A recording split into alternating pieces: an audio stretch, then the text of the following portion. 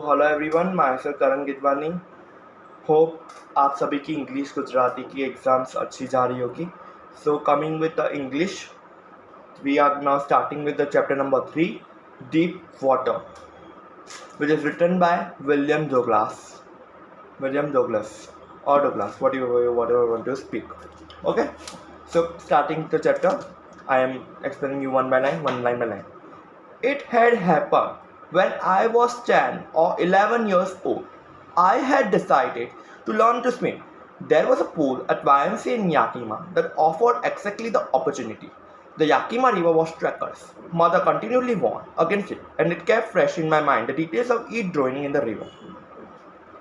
अब ये मेरे साथ घटना हुई है तब मैं 10 और 11 साल का हूँ। मैंने डिसाइड किया था स्विमिंग सीखने का। YMCA क्लब में पूल था जो याकीमा में रहते हैं ये लोग, जो कि मुझे एक्जैक्टली अपॉर्चुनिटी दे रहा था। याकीमा रिवर थी, वो बहुत ट्रैकरस थी, मतलब बहुत डेंजरस थी।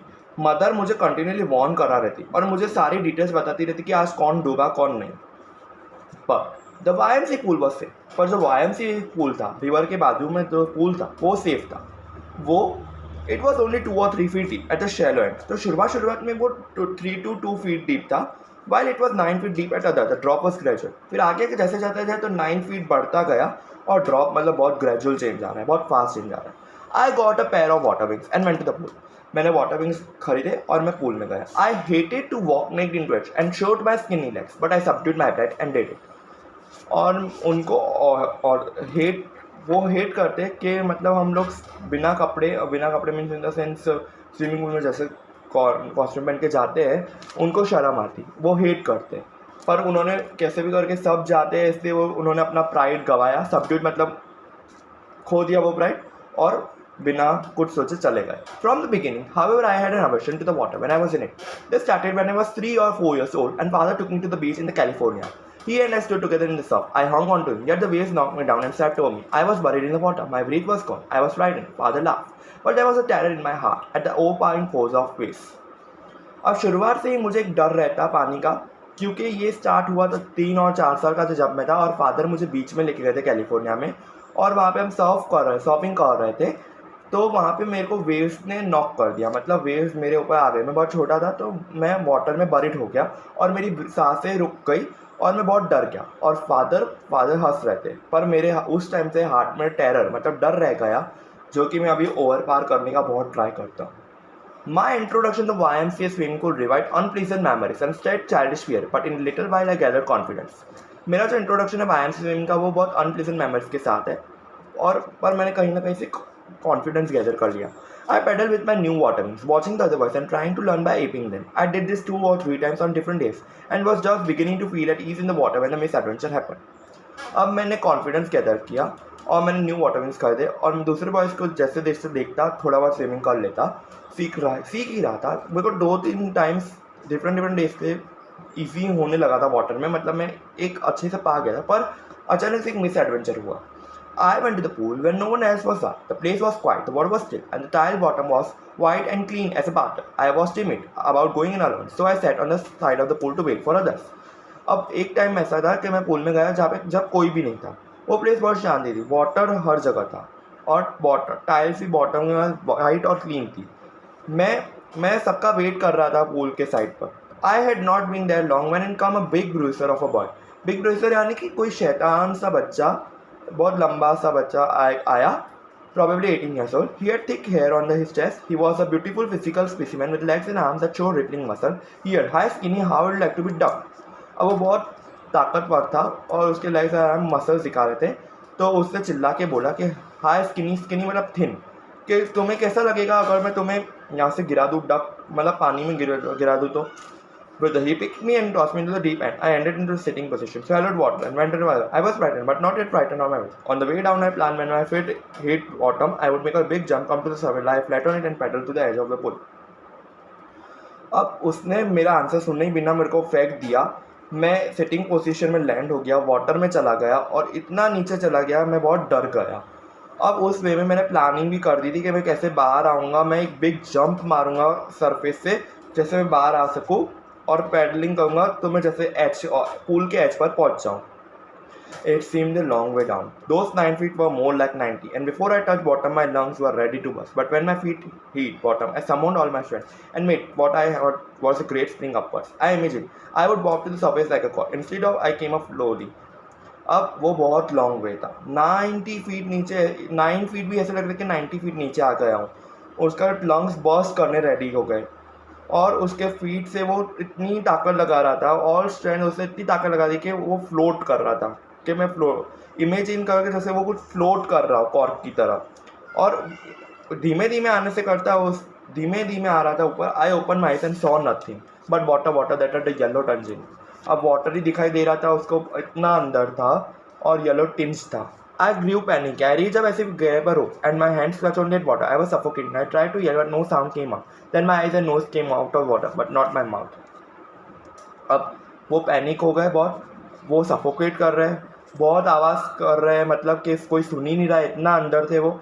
और आइज़ और नोज तो वाटर के बाहर आ जा रहा है बार बार और माउथ आ नहीं रहा है, मतलब सफोकेशन बहुत और लेवल बढ़ता जा रहा है. I failed at the surface of water, swallowed and choked. I tried to bring my legs up, but the hunger stared, weight, paralyzed, and released. A great force was pulling me under. I screamed, but only the water heard me. I started on a long journey back to the bottom of the pool. अब उन्होंने बहुत try किया, choked किया, swallow किया, पर कुछ काम नहीं हुआ. लेग्स ऊपर जा रहे थे पर ऐसे था कि वो लेग्स उनके ऐसे हो गए थे, पैरालिस्ड हो गए थे. ऐसा लग रहा था कि अब वो चल नहीं पाएंगे. और बहुत ग्रेट फोर्स जो था उनको वो पुल कर रहा था और वो आवाज़ भी कर रहे थे पर वाटर ही सुन पा रहा था और कोई सुन नहीं पा रहा था. और बहुत ही लॉन्ग जर्नी थी ऊपर पहुंचने के लिए. I struck at the water as I went down, expending my strength as a nightmare fight as a intelligent force. I lost all my weight. My lungs ached. My head throbbed. I was getting dizzy, but I remember the strategy. I would spring from the bottom of the pool and come like cock to the force. So I would like float on the water, strike out with the arms, and crash with my legs. Then I would get to the edge of pool and be safe.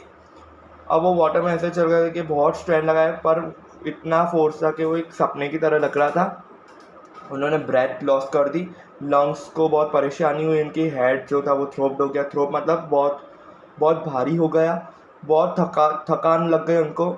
फिर उनको strategy वापस गई वही याद कर रहे हैं कि मैं स्प्रिंग करूँगा, जंप मारूंगा, पूरे ऐसे मारूंगा कि मैं फ्लोट कर रहा हूँ और मेरे ऊपर आर्म्स और मैं लेग्स को इतना पुश करूँगा कि वो ऊपर पहुँच जाएंगे और वो सेफली पहुँच जाएंगे. I went down endlessly. I open my eyes, nothing but water with yellow dark water that one could not see through.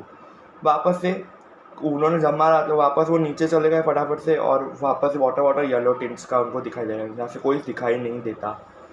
And then sheer stark terror seized me. Terror that knows no understanding. Terror that knows control. Terror that no one can understand who has not experienced it. I was shrieking underwater. I was paralyzed underwater, stiff, rigid with the fear. Even the screams in the throat were frozen. Only my heart and the pounding in my head said that I was still alive. अब उनको डर बैठ गया.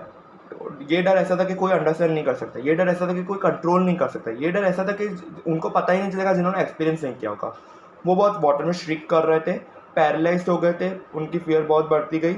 अब throat में से जो भी आवाज़ें थी वो भी फ्रोजन बनती जा रही है, सिर्फ हेड में दिमाग चल रहा है कि मैं अलाइव हूँ. And then in the midst of terror come a touch of reason. I must remember to jump when I hit the bottom. At first I felt the tiles under me. My toes reached out as if to grab them. I jumped with everything I had. अब वापस से वो tyres के वहाँ पड़ गए. उनको लगा कि मेरे टोज अब पहुँच पा रहा है, इसलिए मैं फटाफट से जंप मारूंगा तो ऊपर पहुँच जाएंगे. तो वापस वो जंप लगने. But the jump made no difference. The water was still around me. I looked for ropes that were water means nothing but water. A mass of yellow water held me. Stark terror took an even deeper hold on me. Like a great charge of electricity, I shook and trembled with fright. My arms would not move. My legs would not move. I tried to call for help, to call for mother. Nothing happened. अब jump ने कोई difference नहीं किया. Water वापस still था, मतलब water था ही.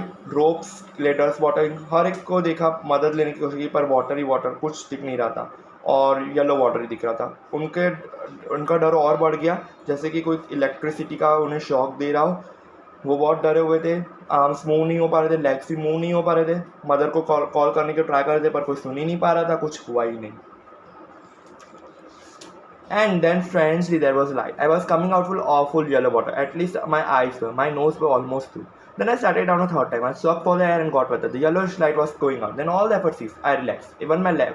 अब स्ट्रेनली एक लाइट आई. मैं वाटर के वजह से बाहर आ रहा था और मेरे आई से मेरी नोज भी वहाँ पे थी, पर मैंने वापस से थर्ड टाइम जंप करना शुरू किया पर कुछ नहीं हो पाया. येलोइश लाइट और येलोइश लाइट बाहर निकलती जा रही थी. मेरे सारे एफर्ट्स स्टॉप हो गए. मैं रिलैक्स हो गया. मेरे लेग्स भी अब शांत थे. ब्रेन में ब्लैकनेस आ गई थी. It wiped out fear, fear निकाल दिया. It wiped out terror, terror भी निकलवा दिया. There was no more panic, अब पैनिक नहीं है. बहुत क्वाइटर पीसफुल है और अफ्रेड भी नहीं थे. This is nice to be drowsy, to go to sleep. अब वो सोचा कि ये बहुत अच्छा है, स्लीप पे शांति से सो जा. नो जंप मारने की कोई ज़रूरत नहीं है. और अच्छा है जेंटली शांति से करो, फ्लोट करो इतना स्पेस में कि tender like arm around me, tender arm like mother's, now I must go to sleep. मतलब मैं मदर की गोद में ऐसे जैसे सोता हूँ ऐसे शांति से सो जाऊँ. I cross to oblivion and the cotton of life फैल.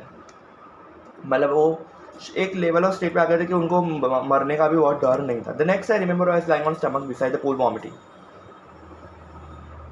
अब नेक्स्टली उन्होंने अपने आप को कहाँ पाया, पूल के वहाँ पे वॉमिटिंग करते हुए. The chap that threw me was saying, but I was only the fooling. Someone said the kid nearly died. Be all right now. Let's carry him to locker room. अब उसको किसी को बाहर पता चल गया था कि उस लड़के ने फेंका था. सब बोल रहे थे कि क्या मजाक, वो तो उसने जवाब में दिया कि मैं तो सिर्फ मस्ती कर रहा था. तो किसी ने बोला कि ये किड अभी बचा है मरने से, नहीं तो यार तो सच में मर जाता. चलो अभी ठीक है, इसको लॉकर रूम में कैरी कर लो. Several hours later I walked home. I was weak and trembling. I shook and cried when I lay on my bed. I could not eat that night. For a day the haunting fear was in my heart. The slightest exertion upset me, making me wobble in the knees and stick to my stomach. अब कुछ घंटे के बाद मैं अपने घर गया. मैं बहुत वीक था, मैं रो रहा था, मेरे बेड पे पड़ा हुआ था. मैंने उस दिन रात को कुछ भी नहीं खाया और एक फियर मेरे मन में बैठ गया था. मेरे को ये फियर अपसेट करता है बार बार और मेरे स्टमक को भी बहुत मतलब दुख रहा था और मतलब मैं बहुत वीक हो गया था. I never went back to the pool. I fear water. I avoided it whenever I could.